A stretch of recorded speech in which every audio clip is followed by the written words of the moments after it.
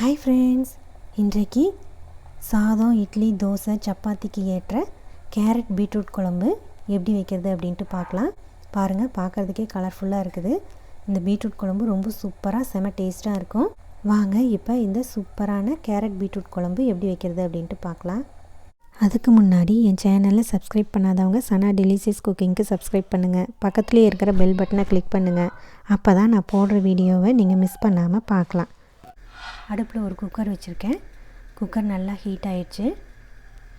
50 milli oil, கடலெண்ணெய் தான் ஊற்றிருக்கிறேன். Oil heat ஆயிடுச்சு. கட் பண்ண ஒரு ஆனியன், ஒரு பச்சை மிளகாய் போட்டு ஆனியனை நல்லா வதக்கிடலாம். பச்சை வாசனை போகிற அளவுக்கு நல்லா வதக்கிடணும். ஒரு கொத்து கருவேப்பிலை. ஆனியன் பச்சை வாசனை போகிற அளவுக்கு நல்லா வதங்கிருச்சு. 5 கட் பண்ண தக்காளி போட்டுக்கலாம். தக்காளியும் நல்லா வதக்கிடலாம். தேவையான அளவு சால்ட்டு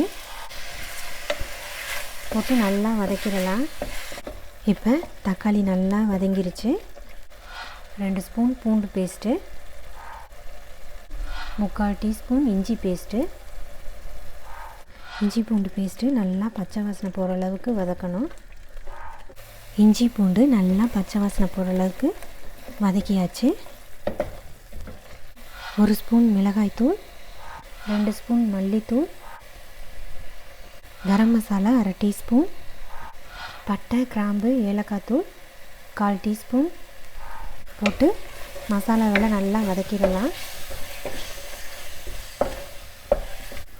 கட் பண்ணி வச்சுருக்கிற பீட்ரூட்டு, கேரட்டு, ஒரு முருங்கைக்காய் போட்டுக்கலாம். போட்டு பச்சை வாசனை போகிற அளவுக்கு சிம்மில் வச்சு வதக்கிடணும். அப்போ தான் குழம்பு நல்லா டேஸ்ட்டாக இருக்கும். இப்போ காயெல்லாம் நல்லா பச்சை வாசனை போகிற அளவுக்கு வதக்கிட்டேன். புதினா, மல்லித்தலை போட்டு வதக்கிடலாம். 4 ஸ்பூன் தயிர் போட்டு நல்லா 1 நிமிஷம் வதக்கிடலாம்.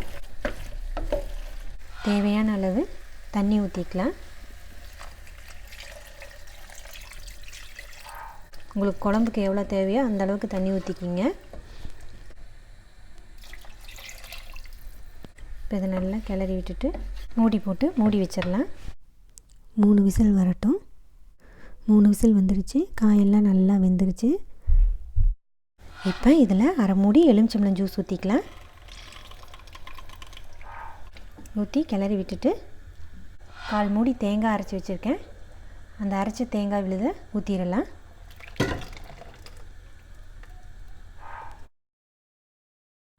தேங்காய் ஊற்றி ரொம்ப நேரம் கொதிக்கக்கூடாது. 2 கொதியில் நம்ம இறக்கிடலாம். குழம்பு 2 கொதி வந்துருச்சு.